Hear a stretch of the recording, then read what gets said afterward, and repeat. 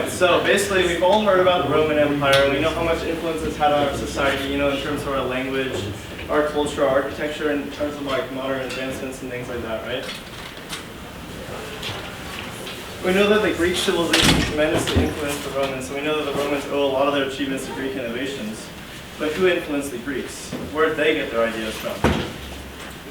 Today I'm going to be talking about the Phoenicians, also known as the Canaanites, which are an ancient civilization which much lesser known than the Greeks or the Roman civilization. However, they still had a tremendous impact on both Greek and Roman civilizations and on our modern civilization today. They are more than 2,000 years before the Romans and over 1,000 years before the Greeks. And as you can see how much influence they've had on our civilization. First off, you can see how much their architecture is similar to Greek and Roman architecture, and even the statues. You can see how much they influenced, right? The Phoenicians were an ancient civilization in modern-day Lebanon, and their terrain was actually very interesting. It was basically like they lived on this thin strip of land in the Levant, and it was bordered by mountains on one side and ocean on the other. And also their whole area was like full of like a ton of like cedar forests, and just like ancient Greek civilizations, they were full of like lots of different types of city-states, such as like Tyre, or Sidon, or Byblos. And then since they couldn't really expand very much inward because of their mountains, they chose to go to look to the ocean and become a maritime trading civilization. Alright, so the Phoenicians are perhaps most famous for their extensive trade routes. For example, the Phoenicians as early as 4,000 years ago had trade routes throughout the entire Mediterranean Sea, and by 3,000 years ago they had trade routes going all the way to Britain. They made it all the way to West Africa and into the Black Sea. The Phoenicians also, although they had a thin strip of land in the Mediterranean, they had colonies that went through almost the entire Mediterranean. They controlled almost the entire northern coast of West Africa, and their most famous colony was Carthage, which later went on to be the Carthaginian Empire, which I'll talk to you about later. The Phoenicians actually became rich. Their wealth was from their trading, and they actually had many famous trade goods, and these greatly influenced the civilizations in which they traded with. For example, the Phoenicians were actually the first. Yes? What's the purple thing? I'll get to that later. That's actually it's very glad you asked. It's actually Tyrian purple dye. Basically, the Phoenicians actually used these sea snails that actually they were able to really the first to invent this purple dye, and actually became such a rare and powerful. I'll explain it later in the rest of the lecture. All right. Basically, the Phoenicians actually were the first civilization to invent a process for pressing olive oil. So they basically we're not sure that the Phoenicians actually invented olive oil, but they're at least the first ones to manufacture it. And I know you think of olive oil as being like something of like Greece or like the Mediterranean or Italy or anything like that because it's so integral to their culture. But the Phoenicians were actually the first ones to introduce olive oil throughout the entire Mediterranean. The Phoenicians also obviously traded their cedar for to fuel Egypt's naval industry. They did not invent wine actually. However, the Phoenicians actually were the first to introduce wine throughout the Mediterranean. They sold their famous glassware, and also so they went on extensive naval expeditions through West Africa and Britain to bring back valuable resources to trade back to the Mediterranean. And as you guys know, this was the Bronze Age. Does anybody know the two metals that combined to make bronze? Yeah, so basically copper was pretty common throughout the entire Mediterranean, right? But tin was actually extremely sparse throughout the Mediterranean. It was mostly just gotten from Britain. And actually this is where the word Britain comes from, is the Phoenicians, it's from the Phoenician word baratanic, which means land of tin. So the Phoenicians actually traded this tin back to the Mediterranean to fuel the military industries. Alright, as Mason mentioned earlier, he was wondering about what the purple comes from. The Phoenicians actually had this famous Tyrian purple dye. They're actually the first civilization to actually figure out a manufacturing process to make the color purple. It actually comes from these murex sea snails.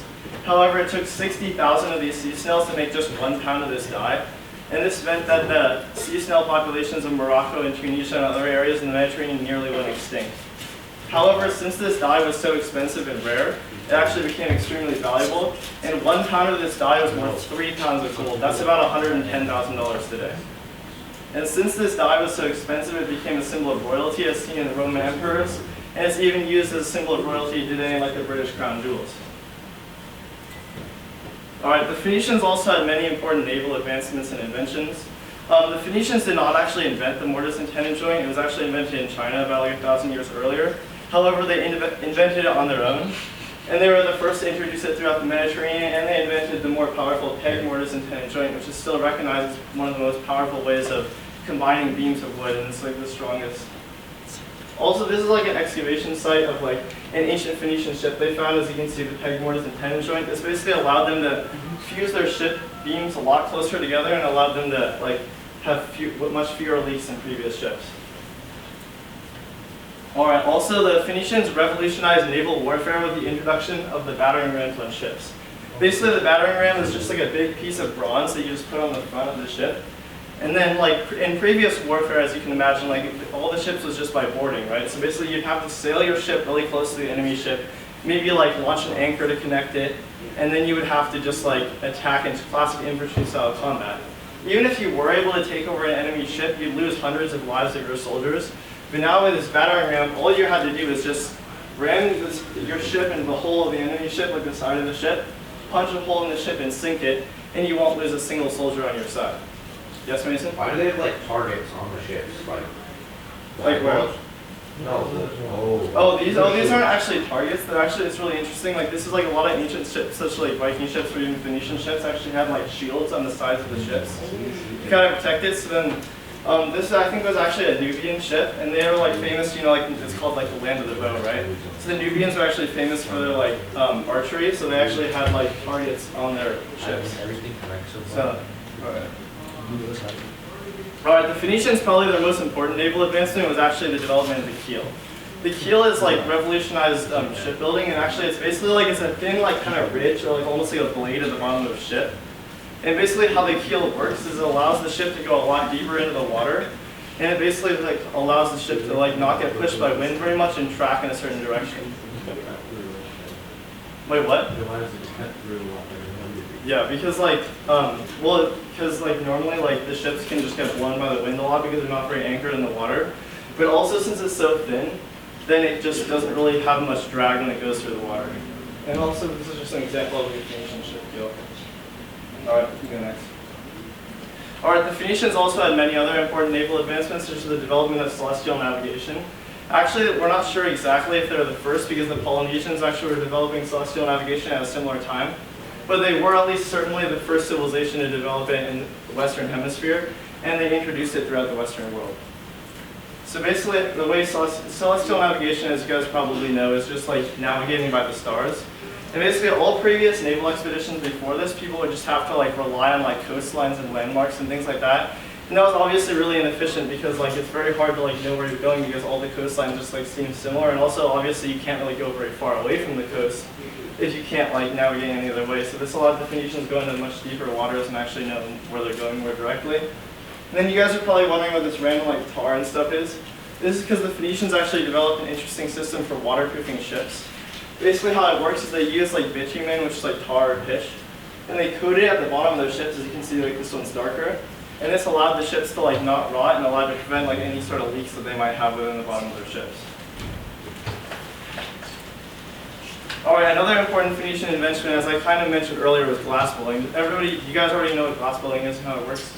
So basically, previously the Phoenicians did not actually invent glass. It was invented in Mesopotamia about 1,000 years earlier. However, how glass blowing works is it's like, the only way they made it is by just molding glass. They basically smelted sand and they had in these molds to make like just basic glass shapes. But now with glass blowing, people are actually able to like form these complicated bottles and jars and vases and things like that. And this actually became an important trade commodity for the Silk Road.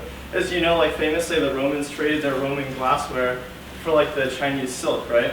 However, the what's called the glassware actually came from the Phoenicians. So.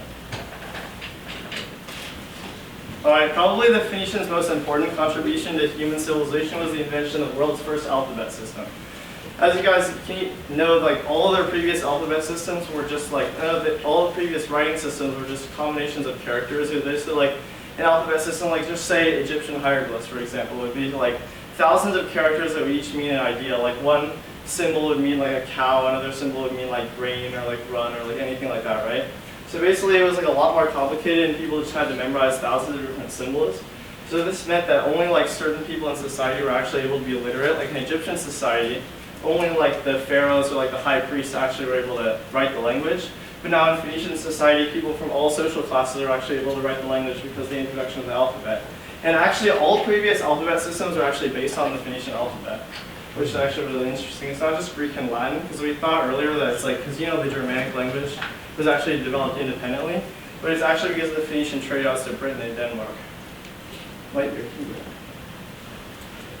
Alright, anyway. And then also you can see how similar the language evolved, right?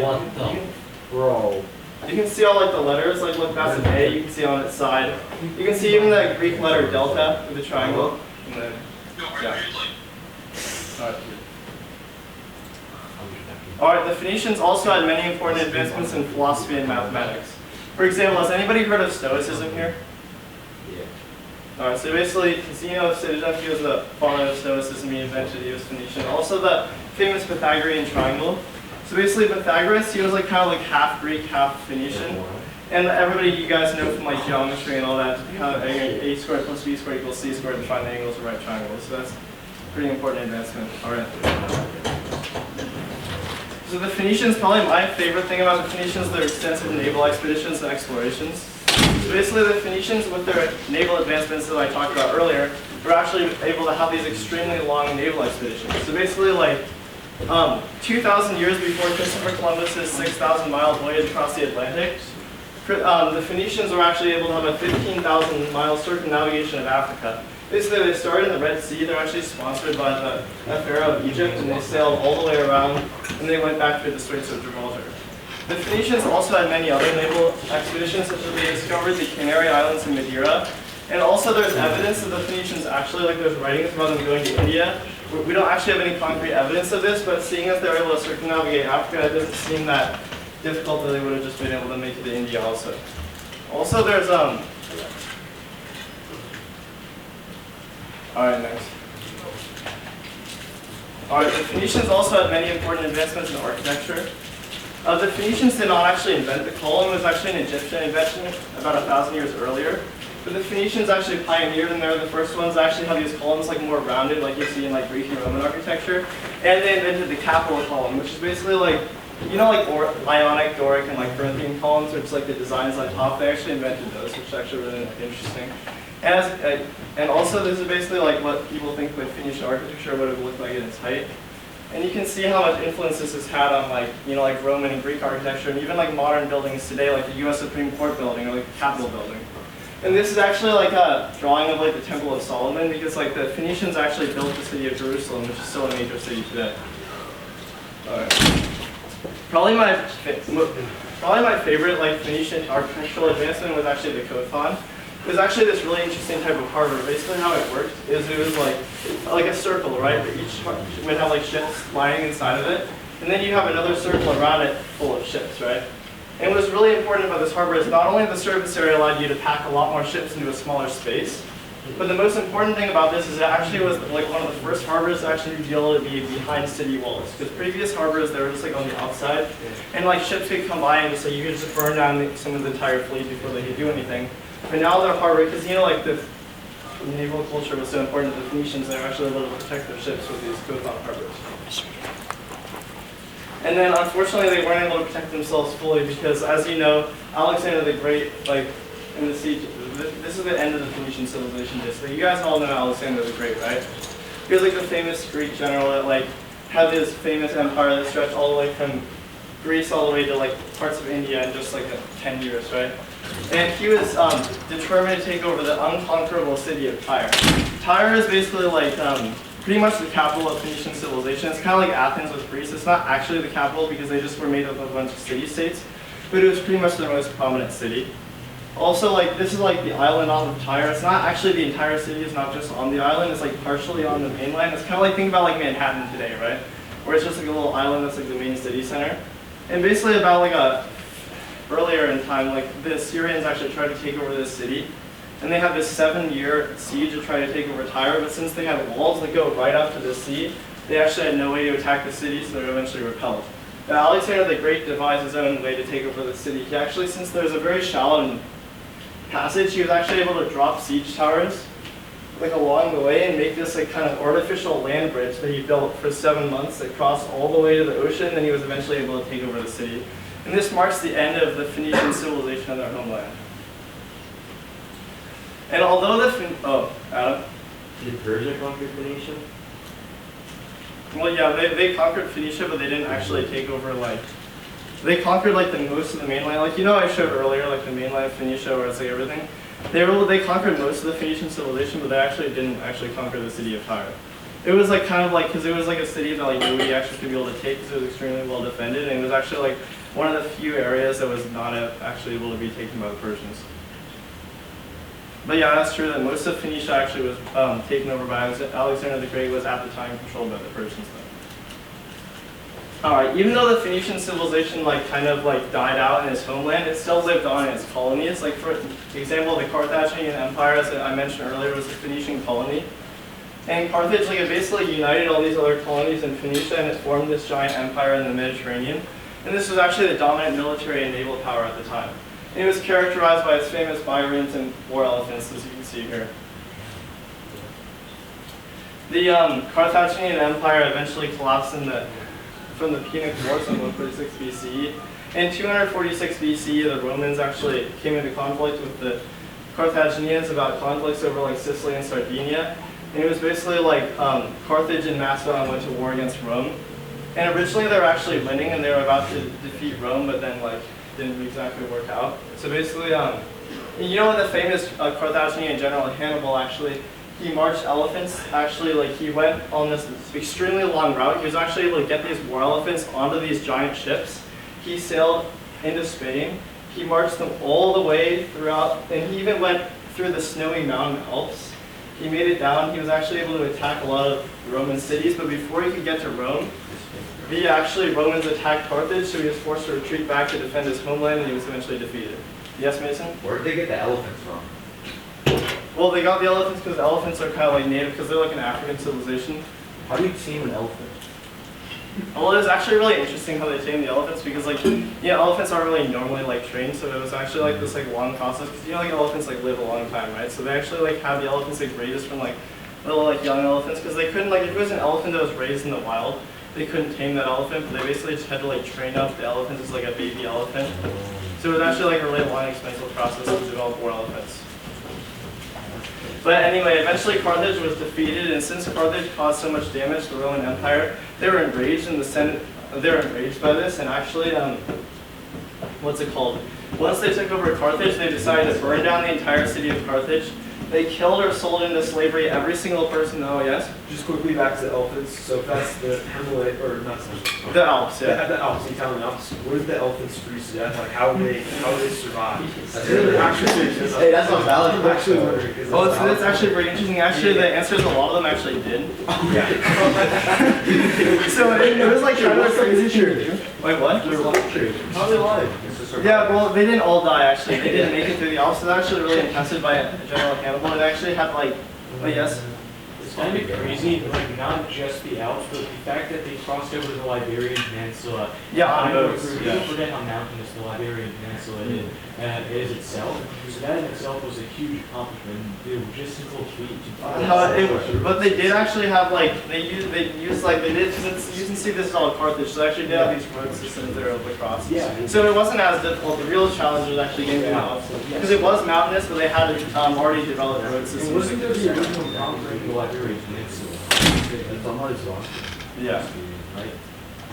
Yeah, but basically, yeah, that marks the end of the Carthaginian civilization, and like, yeah, they also sowed salt into the fields so nobody could live there again. So it's actually kind of sad because not really very much remains of the Carthaginian civilization, because the Romans pretty much just like destroyed the entire thing. Like they didn't just like conquer them; they just like killed everyone. But yeah. All right, well, thank you. What's their math? What's their